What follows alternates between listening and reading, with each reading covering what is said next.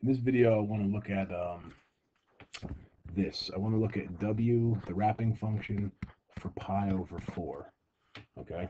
Now we've considered in previous videos, we've considered pi over 6, we've considered pi over 3, and now we've even considered pi over 2, but now we're going to consider pi over 4.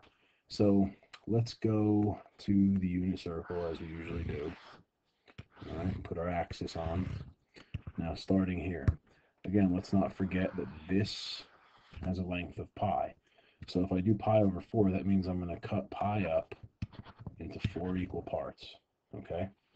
I don't think it's hard to see that if this is a 90-degree turn, then this would be a 45-degree turn. So if I draw the radius in, which I know to be 1, I know that this angle is 45 degrees. Now, if you've looked at my other tutorials in order, I think you know where this is going. What I have is I need to know what the coordinates of this point are.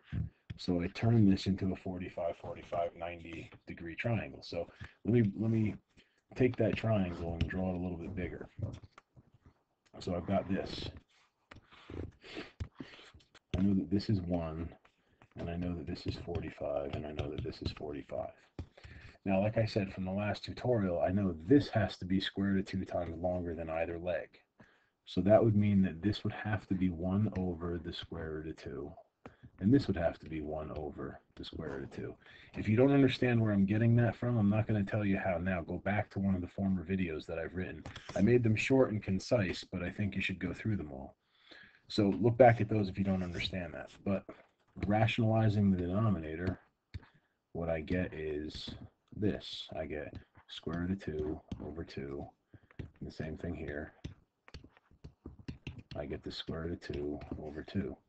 So essentially the length of this is square root of 2 over 2, and the length of this is square root of 2 over 2. So going back up to the circle, the coordinate of that point would be square root of 2 over 2, square root of 2 over 2. So what I have now is this.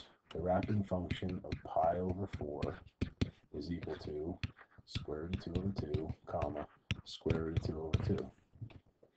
Okay? Thinking back, we also have this. W of pi over 6 is equal to square root of 3 over 2, 1/2, and W of pi over 3 is equal to 1/2 square root of 3 over 2. Now, I don't want you to necessarily remember a lot of things, but I think these things, and if you look, again, if you look at the old videos, I give you a little trick for how to remember pi over 6 and pi over 3. Just putting in there one more thing, if I put in W of pi over 2, which you should know from the first video is 0, 1. With these things, I'm now set to develop all the different angles that I can possibly give you with regards to this, and this is going to set you up really nicely when we start talking about sine, cosine, tangent, secant, cosecant, and all that. So again, I encourage you to watch the videos in order, and we'll move on to a little bit more advanced things in the next video.